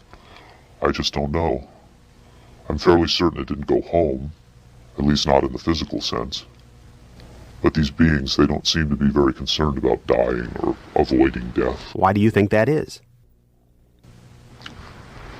Maybe they know what comes after death with more confidence than we do. Maybe there's another vessel waiting for them on the other side. The other side? Yes, which may in fact be where they come from in the first place. I've heard the claims that they come from Zeta Reticula or the Pleiades, but it hasn't been established that they come from out there at all. Their saucers may not travel through space as we know it. They may fold in from another dimension, another reality. You make them sound almost supernatural, like angels or devils. Supernatural is just a term for aspects of nature we don't understand. For many people, they certainly do serve the functions of both angels and devils, forces we can't comprehend. Have you had enough of me? I think I've earned my money. Cabo Valdés, buenas tardes. Canal 13 de Televisión de Santiago. Cabo, relátenos cómo ocurrió esta experiencia suya. Bueno, prácticamente, gran parte de la historia que me ocurrió a mí, la anécdota, se puede decir, para mí algo increíble, o sea, no tan increíble por el hecho de que yo siempre creí en estas cosas sobrenaturales, problemas extraterrestres, o llámese lo que quieran llamarle. ¿Usted cuando ocurrió el hecho con quién estaba? Estaba con mi patrulla. ¿Cuánta gente formaba esa patrulla? 7 hombres. ¿En qué sector de Putre se encontraban? A unos 5 o 4 kilómetros de Putre. ¿Y cómo ocurre la aparición? Estábamos de guardia nosotros tranquilamente conversando, charlando para no quedarnos dormidos en la noche, como hace mucho frío ya, hace 18 grados bajo cero muchas veces. Entonces, bueno, los soldados tenían 2 apostados de guardia y vinieron a comunicar de que ocurría algún fenómeno afuera. No, yo concurrí al lugar de los hechos, o sea, a distancia vimos una cosa luminosa que descendía y se perdía detrás del cerro, a unos 1500 metros. ¿Era una sola cosa? Una sola cosa. Repetidamente, después apareció un segundo aparato que se posó a unos 500 metros de nosotros y parece que le llamaba la atención el fuego que teníamos encendido nosotros atrás. Por lo tanto, yo ordené a mis hombres que apagáramos el fuego y lo cubriéramos porque parece que eso le llamaba mucho la atención. Seguidamente, después de haber hecho este paso que vimos de tapar el fuego, el fenómeno se retiró hacia atrás y se mantuvo ahí por largo de mucho tiempo, por lo menos yo creo una hora estuvo ahí delante de nosotros, donde nosotros en forma increíble, inclusive yo ordené a mis hombres identificarse, lo que corresponde a todo militar, porque para mí era algo, podía haber sido cualquier cosa, por lo tanto mi deber era identificar cualquier cosa que yo viera, lo que sea, poder identificarse, que se acercaran, que trataran de comunicarse con nosotros, no lográbamos nada. Entonces, ¿No hicieron un disparo al aire ustedes de prevención? No hicimos ningún disparo al aire. Por lo tanto, no quisimos disparar por el hecho de que posiblemente podía ocurrir alguna cosa. Entonces, seguidamente, después de esto yo me separé de mis hombres unos 4 metros a vista de ellos, y de ahí donde ya yo prácticamente pierdo la película, porque ellos cuentan que desaparecí delante de ellos. Y después, como a los 15 minutos, ellos me buscaron, me llamaron, y es increíble porque a 4 metros de distancia yo no podía alejarme más de 50 metros sin que me vieran. Me buscaron, no me encontraron, y después me estuvieron esperando, aterrorizados seguramente, o sea, increíble, yo he desaparecido y llegué igual como por arte de magia al lugar de los hechos. Ahora, cuando usted desaparece, ¿los restantes miembros de la patrulla estaban cerca de usted? Claro, estaban a la misma distancia, 4 metros de distancia. ¿Ellos no pudieron percatarse en qué forma desaparece usted? Prácticamente fue algo como si yo me hubiera sido atracado por la luz o algo extraño que había al frente. O sea, prácticamente la versión verdadera la cuentan ellos, porque yo no me acuerdo de eso. A mí se me borró la película totalmente, yo no. Es decir, esos 15 minutos que usted estuvo desaparecido, ¿no se acuerda absolutamente nada? No, de ninguna cosa, prácticamente, ¿para qué? Y por último, yo no voy a estar inventando una historia, voy a ponerme a la risa de todo el mundo, ¿no? Ahora, Cabo Valdés, usted, una vez que regresa, después de estos 15 minutos que está desaparecido, presenta una barba bastante crecida. ¿Cómo ocurre eso? Eso me extrañó mucho, lo increíble es porque allá en el altiplano la barba no crece mucho por el frío. Y correspondientemente después de este fenómeno que me ocurrió, yo me practiqué unos 5 días, estuve sin afeitarme y la barba la tenía normal, o sea, un poquito crecida nomás, y ese día la barba era un poquito menos que mis bigotes, que son bastante espesos, entre paréntesis, así que la tenía larga y suave la barba, una barba totalmente larga. Y mi reloj, que se me adelantó 5 días, digo, y se me paró a las 4:20, o sea, como si se hubiera, cuando yo desaparecí y volví a aparecer, el reloj estuvo parado 15 minutos. Ahora, cuando usted regresa al lado de la patrulla, ¿cuál fue su reacción? ¿Qué le manifestó a sus soldados? Yo digo, cuento lo que ellos me dijeron, porque yo no me acuerdo. Según ellos aparecí, le grité muchachos, como una voz de angustia, como que necesitaba ayuda, y posteriormente me desmayé, según ellos. Me cobijaron, me tomaron, me llevaron, y yo los miraba a todos con ojos desorbitados. No los conocía porque seguramente estaba bajo un estado de shock o impresionado por algo que yo había visto, tal vez, no sé, no me puedo explicármelo. Ahora, estos dos objetos que aparecen, ¿qué forma tenían? ¿Eran en forma de un haz luminoso o eran en forma ovalada? ¿Qué forma tenían? Forma ovalada, lo identificamos por unos cuadros que nos mostraron unas fotografías que vienen directamente de la NASA, que han sacado en Estados Unidos. Y identificamos todos los 7, los 8 hombres conmigo, identificamos los mismos objetos más o menos relativamente parecidos, que era un objeto luminoso. Y lo más extraño y lo más asombroso, y por eso que a nosotros nos pareció que era algo sobrenatural, porque tenía 2 luces rojas, que lo vi yo y lo vieron mis soldados. O sea, no es cosa mía solamente. Ahora, posibilidad de que hubiera sido un avión o una cosa así, no hay ninguna. No, posibilidad, no estamos preparados especialmente para identificar cualquier tipo de volador nosotros que sea del tipo humano. Es construido por ser humano, estamos preparados para eso. Yo habría identificado un jet, un rocket, cualquier tipo de avión, lo habría identificado inmediatamente. Ahora, ¿cuál es su impresión? ¿Se trataría de un ovni, un objeto volador no identificado? Para mí, realmente yo creo que podría ser un objeto no identificado. Un platillo volador o lo que se llame, lo que quieran llamarle, pero para mí es algo extraño, algo que podría venir de otro mundo, tal vez, no sé, no podría explicar, no creo sí que sea algo de aquí proclamado por los hombres de la Tierra. Ahora, ¿usted qué cree de estos 15 minutos de desaparición? Porque hay que ponerse un poco especular un poco con este hecho. ¿Usted qué piensa? ¿Que usted fue llevado hasta estos objetos o lo llevaron hasta otro lugar? ¿Se alejaron de ese lugar? ¿Qué es lo que cree? Para los que no creen, podría haber sido una cosa, un desmayo o cualquier cosa común. Para mí, realmente, si yo pudiera especular, y voy a especular un poco, posiblemente haya sido, no raptado, pero a lo mejor pude haber pasado una red de tiempo, me hayan llevado para allá, no tengo idea, o sea, no puedo verificarlo porque yo no me acuerdo nada. Ahora, ¿a usted no le gustaría someterse a un tratamiento hipnótico con la posibilidad de poder recordar esos 15 minutos que tiene totalmente vacío en su mente? Encantado, no me negaría bajo ningún punto de vista, porque tanto yo como montones, y ahora más que nunca, millones de seres estarán interesados a ver qué pasó, y más yo que me sirvió la experiencia, así que yo encantado para poder ver qué pasó durante 15 minutos. A lo mejor descubro algo y a lo mejor me dieron el número de la polla gol y yo no lo sé, así que tengo que... Yo lo haría encantado, no tendría problema. Mr. and Mrs. Payne saw the thing late one night when they were returning to Warminster on Mr. Payne's motorbike just before they were married. Well, we saw these massive sort of discs appear from a clump of trees. And I said to he was my boyfriend then, good heavens, what on earth is that? And of course the bike had broken down, you see. And he said, well, I had no idea. So we stood there looking at it, bigger and bigger, and came towards us. Which absolutely just struck dumb. We didn't know what it was.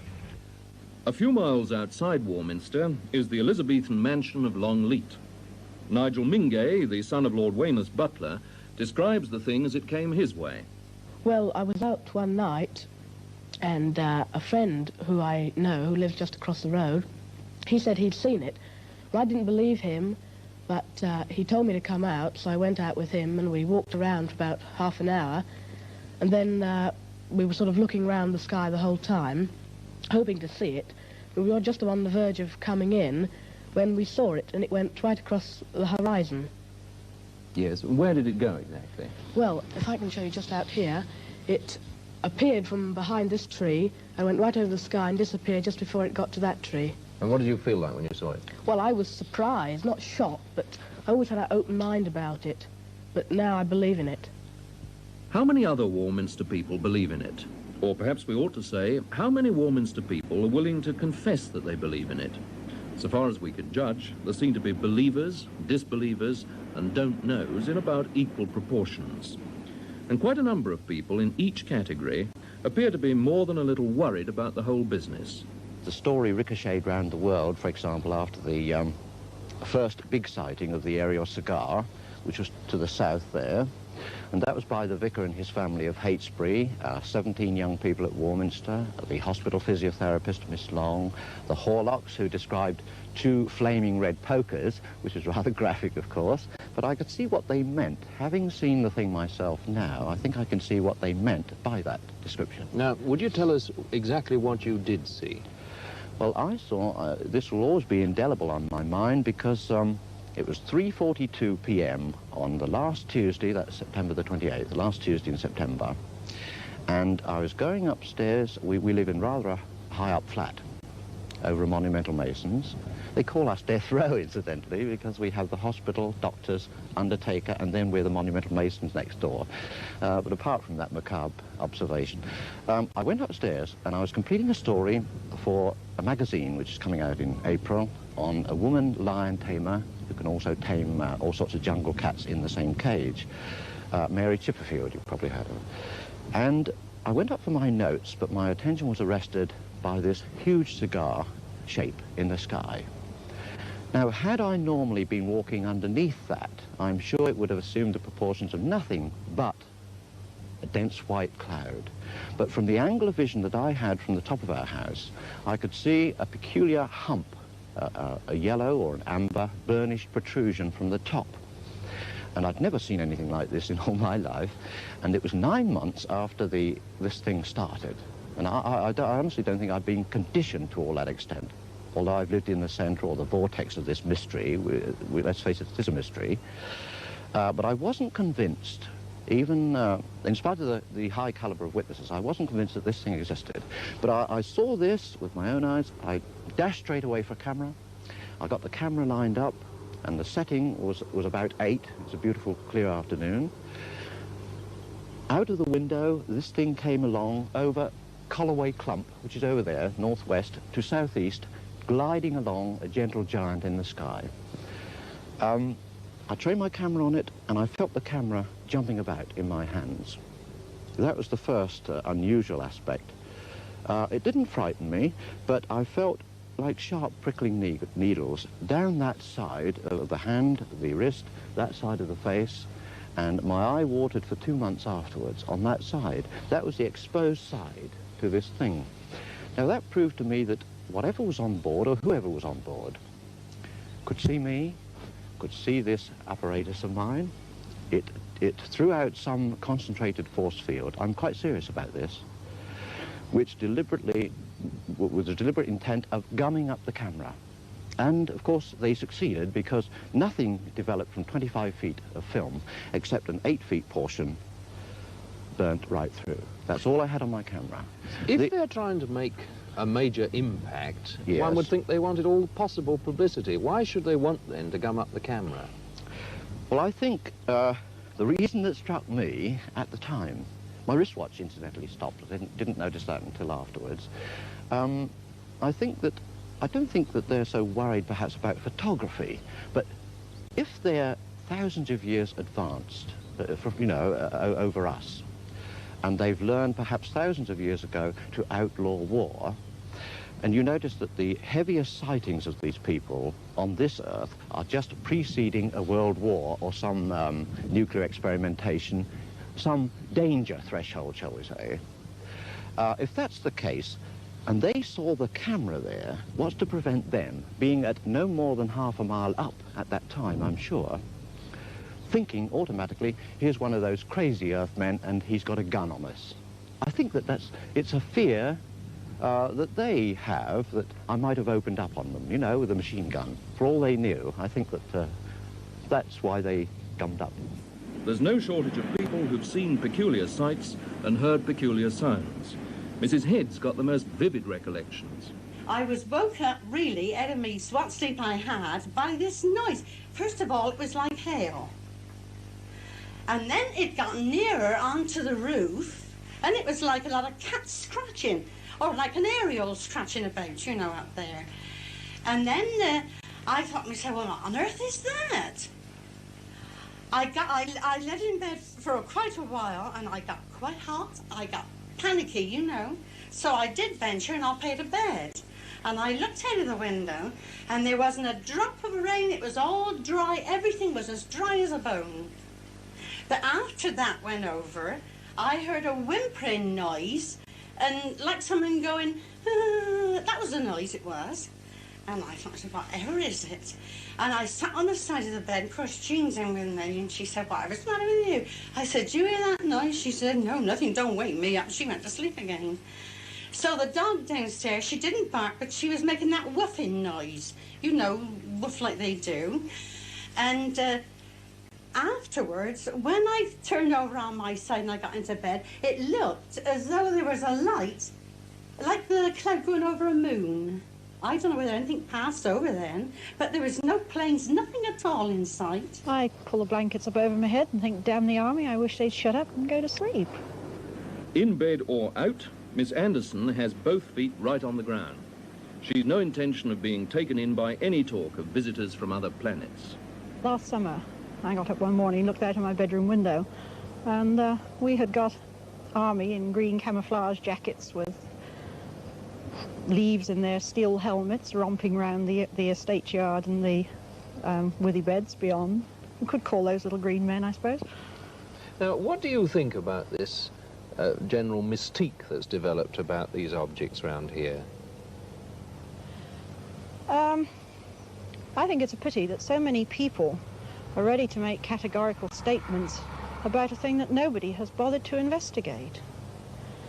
As far as I have been able to discover, there has been no coordinated observation, no scientific inquiry as to what's happening.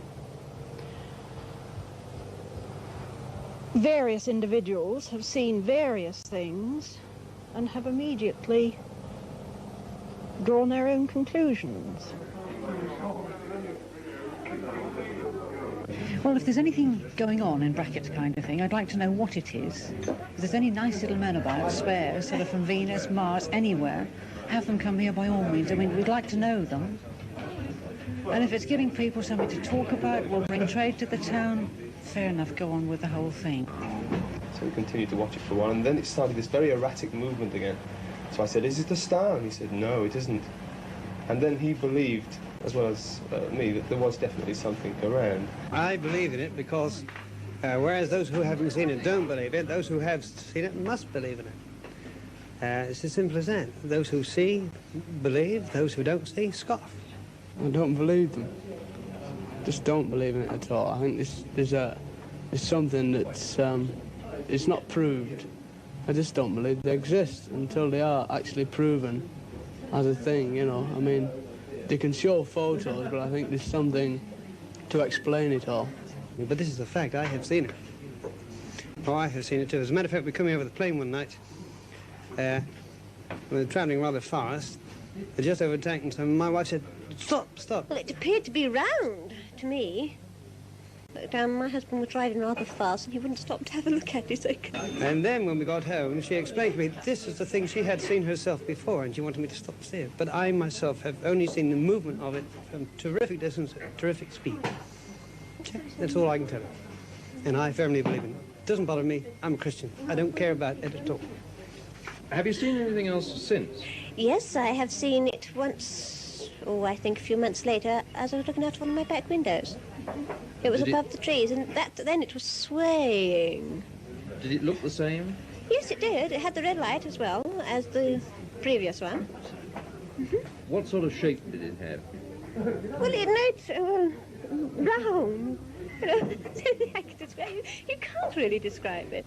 Just between those two bungalows, over there, I saw this thing, and it was very bright white, but it was sort of dome-shaped, you know, like a saucer. Mrs. Atwill, a pilot's wife, had a most moving experience, after which she'll never feel quite the same again. The noise woke me. Tell me The about droning noise. They were like sound waves.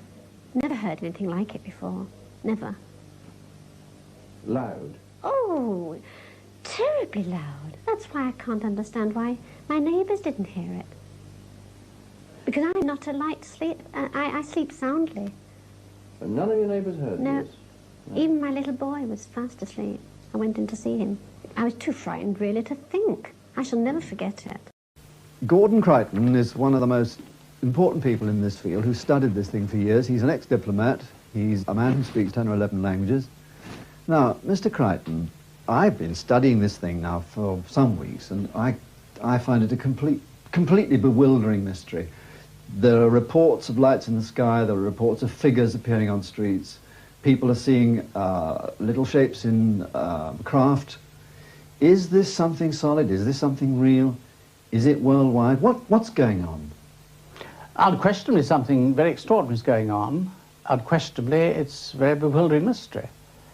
And we're glad to see that more and more very intelligent people are bringing their minds to bear on these questions. It's quite clear to me that since the end of the last war, and in particular since the first release of nuclear energy here, which I'm sure is connected with it, there have been a tremendous number of very extraordinary things happening. And this is happening all over the world. We are getting reports from every corner of the globe of people who are seeing things like this. That's a United States Air Force sketch of the type of creature which terrorized a household of people in Kentucky one night. They shot at them with shotguns, and they said that when the pellets hit them, it sounded as though they were firing into a bucket. This is a little figure about 3 feet high. A little creature about 3 feet high with large ears. Which presumably comes from where? That's the question. What do you think? I've no idea, and I'm sure nobody has. Here you have a case of something seen in the Renault factory in Cordoba in northern Argentina in 1972. A large thing which was human-like again. It was seen in the man's washroom and many other parts of the factory, encountered by a whole lot of people. It caused electrical phenomena. It caused the internal combustion engine to stop when people came near it in the runabouts. It was seen to go up. These creatures were actually seen to leave the factory at night by people outside the factory. These creatures were seen to go up to be drawn up into mysterious craft. Now, in the early years, and I say that, when I say the early years, for me that means nearly 30 years ago, because I saw one of these things in China in 1941, when I was in the embassy there. I naturally didn't say there goes a flying saucer, because the term hadn't been coined then. But I did think I'd seen something very extraordinary. And I never forgot what I'd seen. And some years later, I was in America, and I began to see the reports in the press, heavily censored reports, some of them, of things, yes, because of military reports, of things that were seen over the Western Front. And my files began then, and this house is bulging now with files. We have a lot of evidence of people being maltreated. We have a lot of evidence of cases of people who've been killed, who've been burnt badly by radiation, by unknown forms of rays. People have been carried off and have certainly not come back again. None of this looks to me like the behavior of benevolent beings. And therefore it's not surprising that, you've mentioned the attitude of governments, it's not surprising the governments aren't saying anything about it. And I don't want to go on record as being critical of the governments for their view. I think it's a very serious matter. I think it is not one that one can bring to the attention of everybody. In other words, you're telling me there's a deliberate plan to keep this away from people? I'm sure, and I think very wisely. Because if many people knew what I know about it, from my study of it over many years, they might be very alarmed. We have many cases on record of cattle being taken. I'm glad to think that some of them like beef. There might be other forms of protein that they might be after, which would be rather more alarming. We have many cases on record where they've been seen taking rocks, stones, vegetation, plants, exactly the things that we would do and have done on the moon already, and would do on any other planet we landed on when exploring. These do look like extraterrestrial explorers. And with intent, with people intentionally fishing around, nosing around, with a purpose. We also have many alarming cases, alarming because we don't know the implications of them, of blood being taken from people, and also semen, and also ova from women. There's at least one good case of sexual intercourse, and I would think several, which would stand up to scrutiny. Now, you have to bear in mind that these people who have these experiences are not readers of Flying Saucer Review. They're not members of Flying Saucer spotting clubs. They're ordinary people. And they're very often, if it's South America, there may be illiterate peasants on the slopes of the Andes. And yet, all over the world, people are having experiences which fall into a recognizable slot. Which means that you and I have to face up to the possibility that this is mental illness which is happening, in fact. These are the emanations of people who are ill. It would be a very nice theory.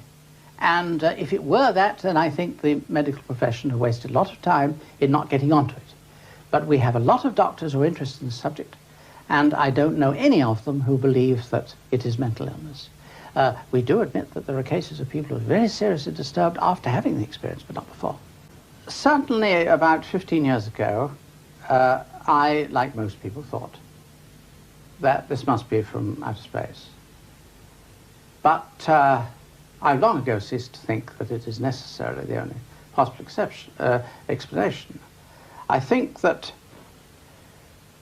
there can probably very likely be other realities. Where? Here. Around us, now? Yes. On a different time scale, you mean? Time-space framework, anything. Other dimensions, if you like. We don't have the vocabulary for it, so it really isn't worth talking about it. Surrounding us now in this room? Yes. I might be sticking my finger through many worlds when I do this. Eastern religions have always said that this is so.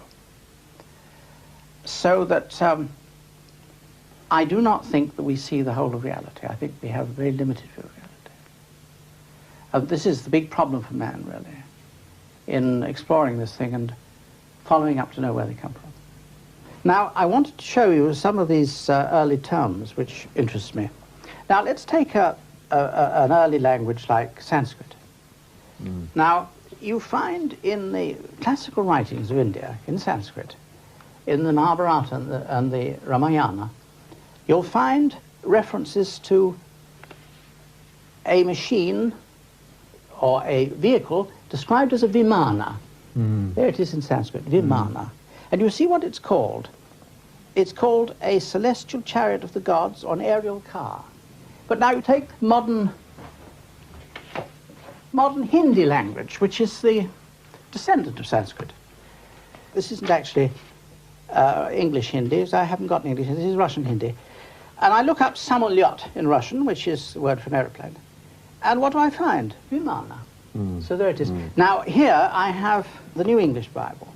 And again, there are very interesting words which occur in Hebrew. There is, first of all, Ezekiel's famous experience, because Ezekiel saw something, and he was afterwards taken aloft. It's described as galgal, a wheel. And, of course, you have... One objection to this that I've read is that Ezekiel saw a vision and not a thing. Well, I can only tell you that a man in America, I forget his name at the moment, but he is a space scientist, has just written a very convincing book about it. And he fully, it's out in paperback in this country. And is it Blumrich? I think his name is Blumrich. He fully accepts the thesis that this is an attempt by a member of a non-technological society to describe what we would call some kind of machine. I think, in fact, that we're going to find out, if we are given time to find it out, that, first of all, that we are not the first humanity that has been on this planet anyway. There have been quite a number of others that have come unstuck or been wiped out. Secondly, that man is not just the product of chance, of the ordinary workings out of blind evolution. He's that plus something else. That, in other words, we are the result of some very superior engineering by somebody, somewhere. And I think that opposed to those forces, the creative powers of the cosmos, there are others who you could describe as the opposition, or the people who are throwing spanners in the works. I suspect that there is a very great struggle going on for control of us. Now, there is a group in America, from whom I've heard in recent years, who claim that they have evidence that there are 4 different lots who are struggling for control of Homo sap. Me, you. Yeah. And they would have quite different viewpoints and might not all be what we would call benevolent. This would explain a great deal, because almost without exception, these beings of different sizes and shapes are never seen in association with each other. Nor are they reported in the papers. No. You mean as in association? Well, you don't pick up your morning paper and read about these things happening daily. Oh, of course you don't. But now, why? The reason for that is that there are subtle methods of seeing that doesn't happen. I'm not suggesting that there's a D notice. I don't think they do it by anything as unsubtle as a D notice. But there are other ways. I'm sure that phone calls are put through, and an item which was not considered helpful is removed. I've noticed this myself many times. Gordon Crackey from the British Foreign Office had his own theories. I think that there is more than one type visiting us. I think there are at least 5. I'm talking of types of beings, not types of craft. There are about 30 types of craft. I think a minimum of 5 types of beings are coming, and possibly 8. And I think that some of them may be friendly and some may not be. Thanks for joining us. Pilots and aircraft passengers have confirmed sightings of a large unidentified flying object off the coast of Guernsey.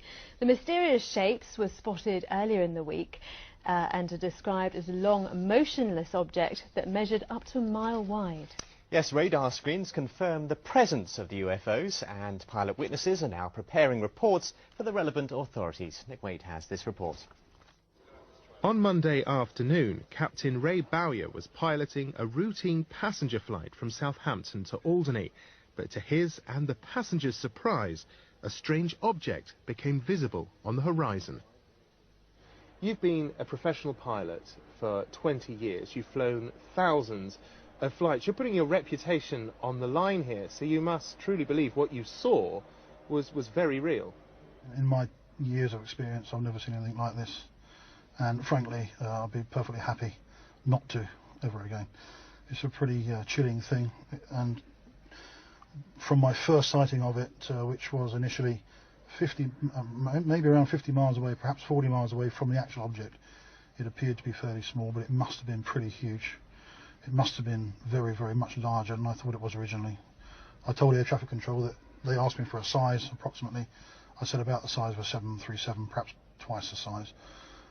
But on reflection, seeing this object from about 40 miles away, it must have been very, very much bigger than that.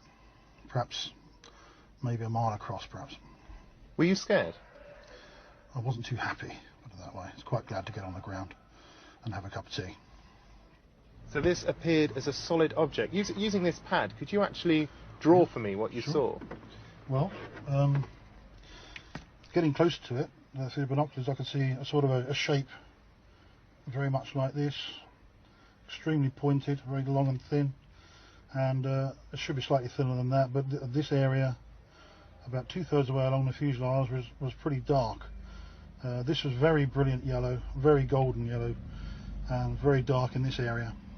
Now what's particularly interesting about this case is that not only did you see it, but your passengers saw it, and indeed radar picked it up. Can you tell me about that? As I understand it, there was a plot taken on the Jersey radar to be a couple of miles south of the Casquettes Lighthouse, and another aircraft also flying in the vicinity from the Isle of Man into Guernsey, I believe, saw a similar sort of thing. Would you mind showing us on a chart exactly your course and where you saw these 2 UFOs? No problem at all. The position of the first one would have been about here, just south of the Casquettes, which according to radar. And the position of the second one in relation to that one was probably around here somewhere, very close to Guernsey, I would have imagined. A man with more than 20 years flying experience under his wing, so to speak, saw something extraordinary which later made those headlines as he flew at 4,000 feet near Guernsey. And so did quite a few of his passengers, and so did the pilot of another aircraft that was flying nearby, flying over Sark. And Captain Bowyer is here now to tell his story. Thank you for coming in, and thank you for speaking out, because I know from private conversations I've had over the years with the commercial pilots, sometimes when I'm up in the cockpit with them, they do see things, and they tend not to report them because they don't want to be laughed at or have their careers jeopardised. Exactly right, so why have you decided to speak out about it? Well, I didn't actually decide to speak out at all. Actually, the press asked the company, which I work for, would I mind doing an interview, and the company, being quite a forward-thinking firm, had no objection. In fact, pretty much actively encouraged it. So that's how it happened, really. Well, how did the press get hold of it then? Did passengers? I don't know. I really don't know. You weren't the only person who saw this phenomenon, that's right. were you? There No. were some passengers who saw it, and Yeah. also another pilot. Yes. Simultaneously. Well, look, we've got an artist's impression that we knocked up here this afternoon on our computer paint box. Is that kind of what you saw? Is that a reasonable... No. Oh, well, the best we did. Be honest, yeah. Well, hold that picture. Well, it's pretty good. You describe it to us. Well, it was a brilliant yellow object. The brightness you've got there, about 2/3 from left to right, it was a graphite grey section. If you want to call it a fuselage, we don't know yet what it was. We're looking into it. And how big was it? Difficult to say once again, but I saw it from 50 miles away. So any object from 50 miles away must have been fairly enormous. Well, what, about a mile long? It's possible, yeah. Did it move at all? It probably didn't move, but I had the great opportunity the other day from Jersey Air Traffic Control visiting their radar room, and some interesting traces, let's put it that way, from the radar really? Indicate that there's a possibility that they did pick up on from both Guernsey and Jersey radar traces, spurious traces they call, for around about 55 minutes. How long did you see it for? I saw it in total for 12 minutes. These objects, there were two of them, through binoculars, 10 times magnification, and in my view, a very definite object inside controlled airspace, which shouldn't have been there. What happened? Did you simply lose contact with it? Did it disappear? Well, I was landing. There was a general flight from Southampton going to Alderney, and the only reason I lost sight of it was because I descended through a haze layer, which is fairly common in that area, and having descended through the haze layer, couldn't see it anymore. But it's almost certainly still there. Did the other pilot who was flying over Sark, the island of Sark, did he report it in exactly the same terms? Yes, because it was sighted, or they were sighted inside controlled airspace. The pilot's under a legal obligation, and I suspect this is where the press stories come from. And he's filed a report exactly the same as I have. Well, let's show you a couple of pictures from the UFO file books. These are genuine UFOs in the sense that no one's ever been able to explain what they are, but they happen. They're not fakes. Well, that's over New Mexico. That's very similar to the sort of thing that I saw. Yeah, well, and my passengers. That was famously I haven't seen taken over New Mexico in 1957, and it's not a cloud. That much we do know.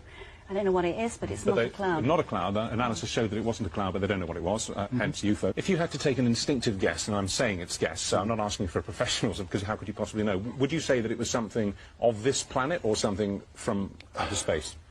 Extremely difficult. I mean, I think a few years ago you interviewed Dr. David Clark on a very similar sort of thing. He did, yeah. About 4 years ago. I spoke to him today. He's in charge of a team that's looking into this at the moment. I have been asked a question by the press, and my simple answer was, I don't think it's from around here.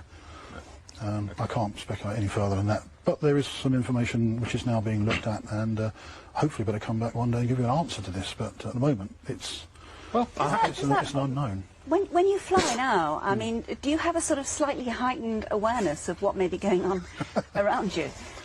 I think, yes, definitely. Yeah, it's not the first object I've seen personally, and I've spoken to a lot of other commercial pilots since this has happened, and they've said on the quiet, come round the corner, I want to tell you about what I saw. Absolutely, and I think what's going to happen now, this may have opened the can, and I think what all professional pilots out there ought to be looking at is actually reporting everything they see and actually getting it itemised and written into the CAA, and then perhaps we will find Well, I have to say, the unofficial first-hand accounts I've, as I say, had from professional pilots, many of them with as much experience as you have, and they're not putting me on, are extraordinary. Some things that some guys have seen. Some see nothing in their entire career.